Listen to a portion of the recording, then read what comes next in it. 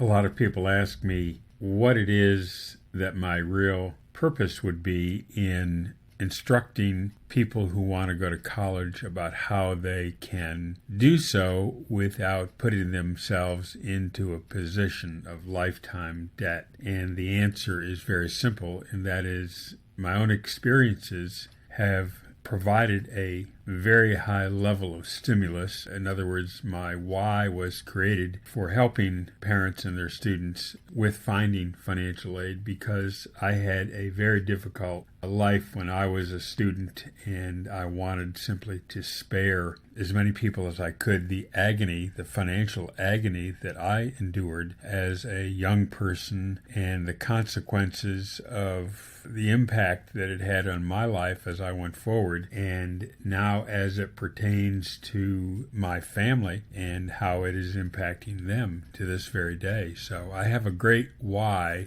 as to why I do what I do with regard to introducing people to how to pay for college without going into serious debt. So that's my reason for it, and I'm going to tell you a little story about myself that will make you understand even more why I do what I do. I'm going to help you with one of the most important issues you'll ever face, and this will be some of the most important few minutes for your future and that of your children and your grandchildren. Almost nothing could be more important at this time for them. My name is Dr. Terry Anderson, and I'm a former university professor and actually sat on the board of financial aid at a well-known university. I'm going to share with you the exact things that I did to make sure that my children received the best education they possibly could and did not end up with one penny of crippling college debt that they would have to spend years struggling to pay back. You see, I know firsthand the hardships of being saddled with enormous debt. When I was in my high school years, I wanted to go to college, but my family was pretty poor. It was a single-parent household, and my mother worked for the telephone company, and we didn't have very much money. So the good news for me at that time was that I was an outstanding high school baseball player, and the town where I lived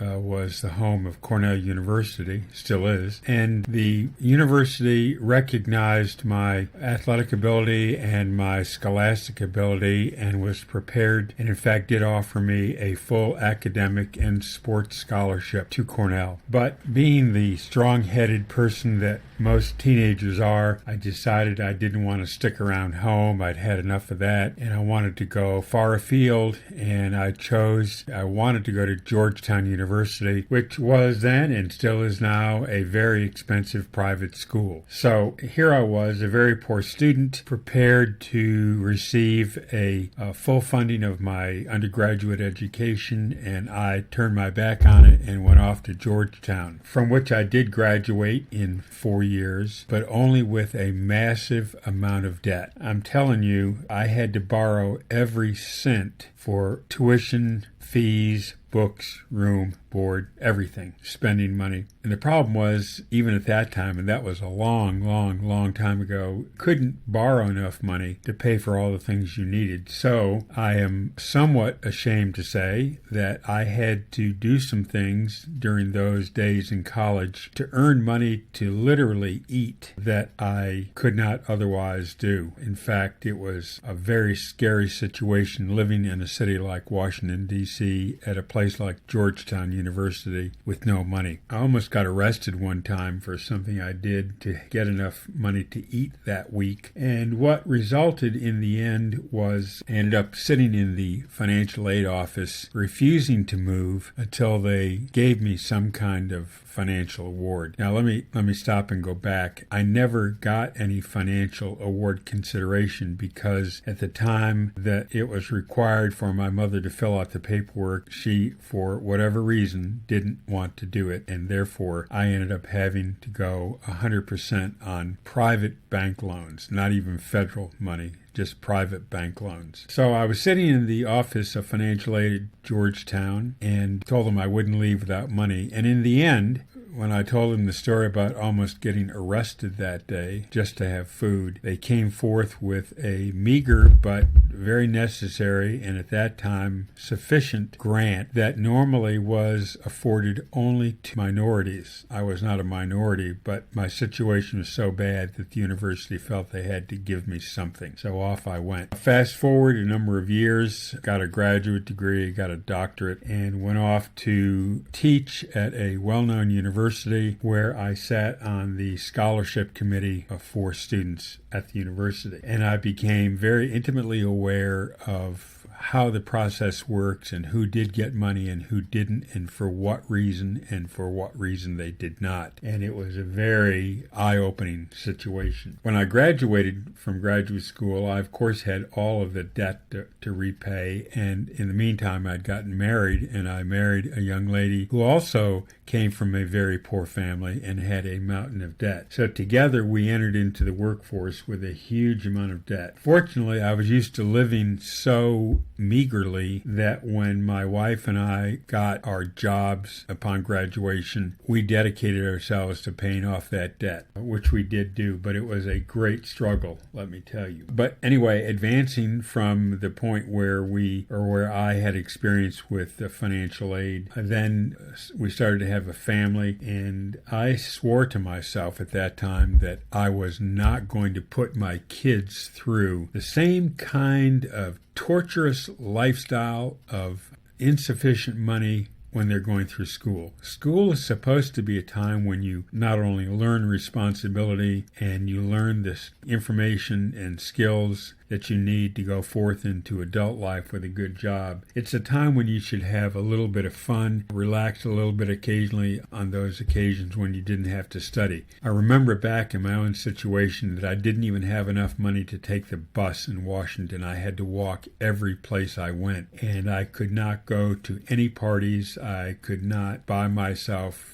anything, including food, most of the time. So when we had kids, I said to myself, I'm not going to let this happen to them as well. But you know, life is expensive. Things come up that you don't expect. Everything is always more expensive than you thought it would be. And in the end, when we got within 3 years of my son starting his academic career, he's a very bright student. My daughter was a few years behind him, and she was equally bright. And I had the worst feeling in the pit of my stomach that said I was a failure for recognizing well in advance what the problem was and failing for whatever reason unintentionally to do what I should have been doing, which was to committing myself to a program of saving money so that they would not have to suffer the way I did in college. To make a long story short, I never was able to save the money, but I came upon some information which actually saved the day, and that was information on the process of applying for financial aid to the universities, and to do it in such an organized,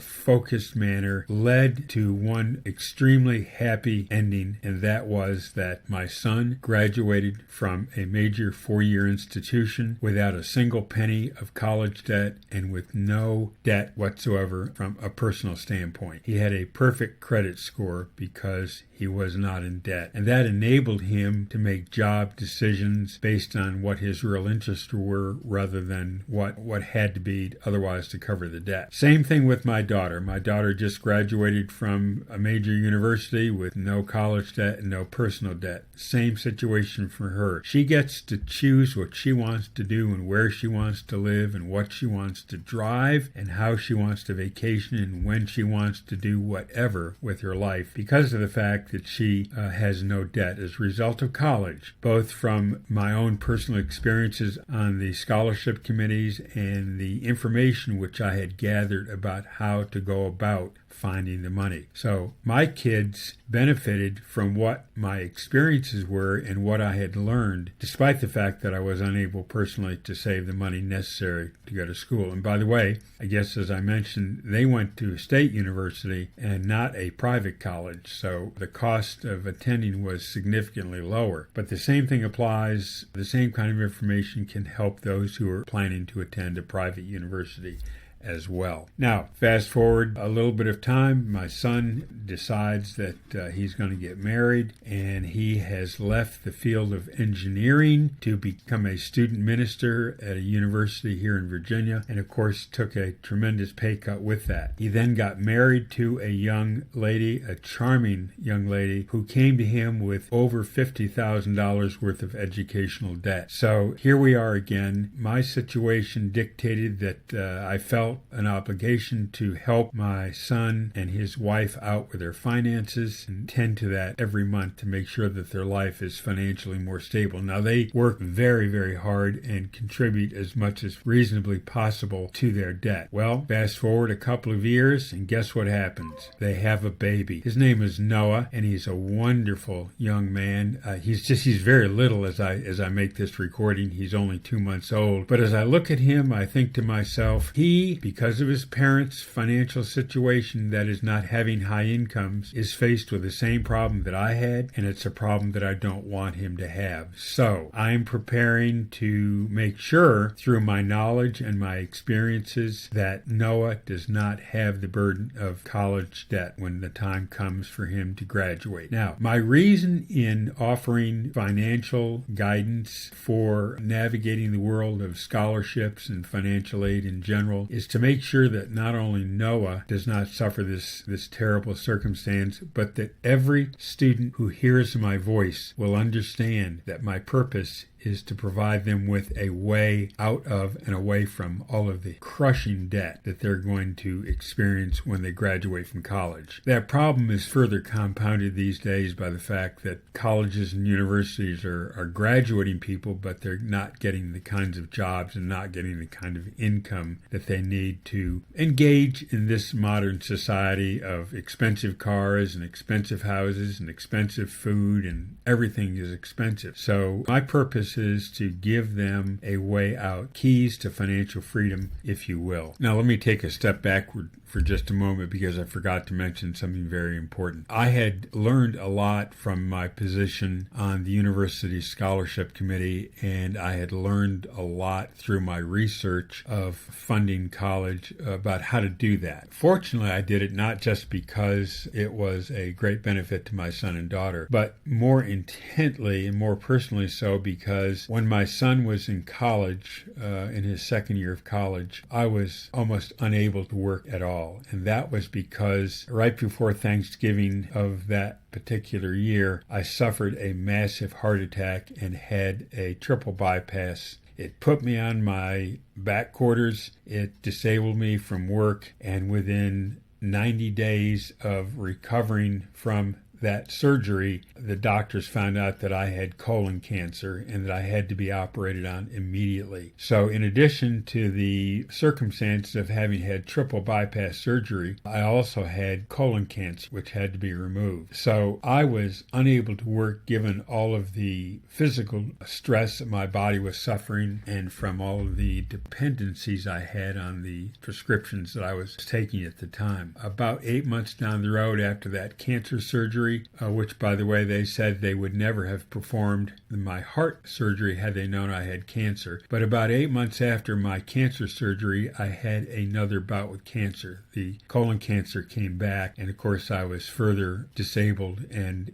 never really did get back into the businesses that I had been pursuing after my teaching career. So let me make sure you understand, not only was I financially unprepared to deal with college for my own kids, but that I was physically unable to deal with it because of my health problems. So let's bring us back up to where we're current right now. Now, let me tell you about how I felt and what was happening at the time prior to my discovering the process and the secrets to getting financial aid, and that would be that I would feel a great deal of disrespect for myself, a lot of shame, a lot of very bad internal feelings about how I had not adequately prepared and spent my life preparing for the education of my children, despite the fact that I had suffered it from the problems myself. I remember on one occasion heading out to take a walk one night in my community, and it was in December, and it was cold and raining lightly, and all I could do was weep in despair at what I had not done. I didn't let my son or daughter know how I felt, but I can assure you that I was feeling a great deal of despair. And I don't want any parent to have to go through that. I don't want any child to understand that their parent, just by life happening, that they were going to be on the short end of getting an education. It became, as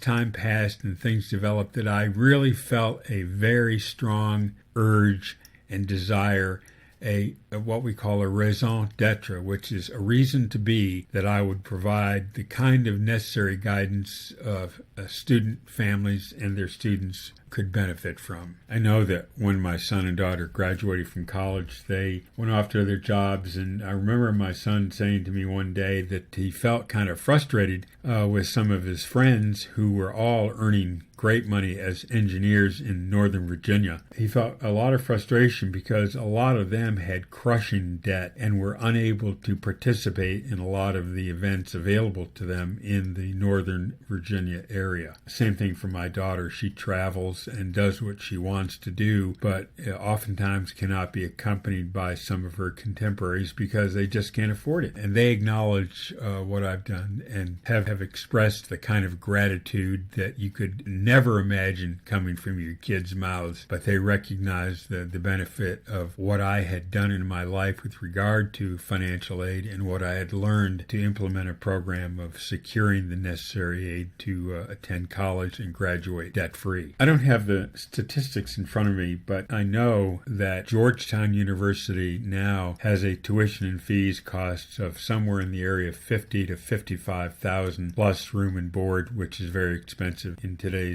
in Washington, D.C. I also know that at state schools, you're not going to get away with anything less than $20,000 to $22,000 per year, and that's the bare bones. You're more than likely going to have a cost of about $100,000 when you graduate from a state university. I remember both my son and daughter just wringing their hands at the prospects of having to pay sometimes as much as $500 for a book and maybe $150 for a used paperback that was on the curriculum list. The result of this kind of cost is that the average college student graduating from a state university is probably going to have pretty close to somewhere between $50,000 and $75,000 of debt unless they save every penny they ever make and their parents are eating nothing but pork and beans to send money to the bursar's office to pay for tuition and so on. For a private university, can't even imagine. I know I heard some local reports about kids who were getting MBAs and law degrees and who were incurring debt of between $200,000 and $250,000 for those courses of study. And of course, the prospects for jobs for MBAs and even for attorneys is not good. And then, of course, we have some friends whose kids are in medical school and all they do is sign away their lives. They're not going to be finished with all of their training and into a practice until they're probably in their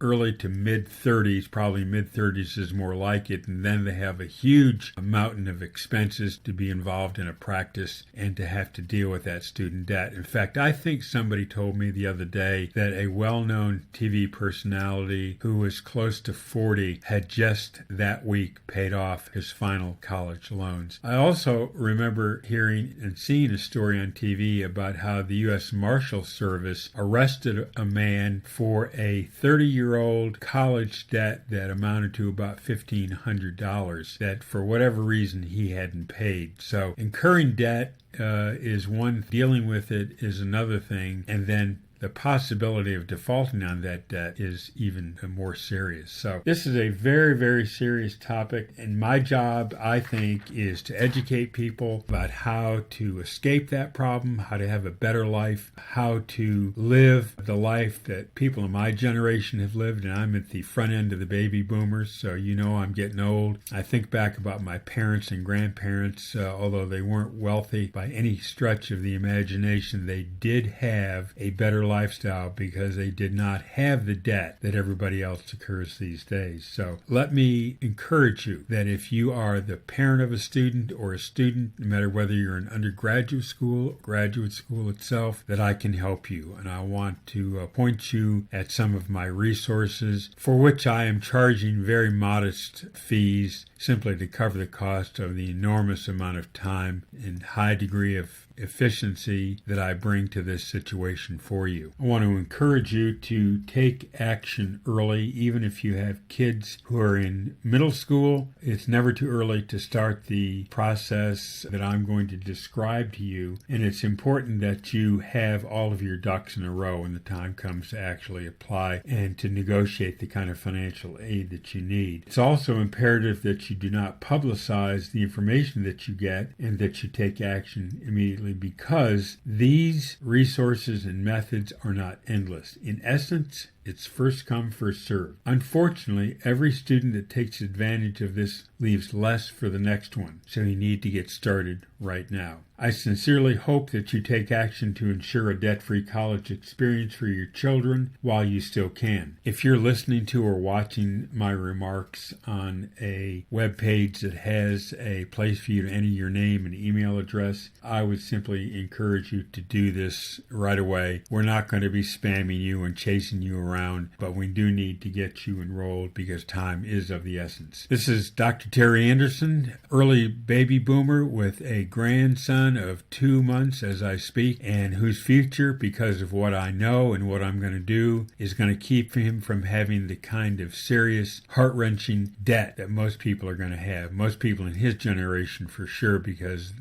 college is just becoming prohibitively expensive. So I wish you the best and look forward to helping you out. And by the way, if you're not looking at an email submit form, my phone number is area code 804-379-8329. Again, thanks for your time.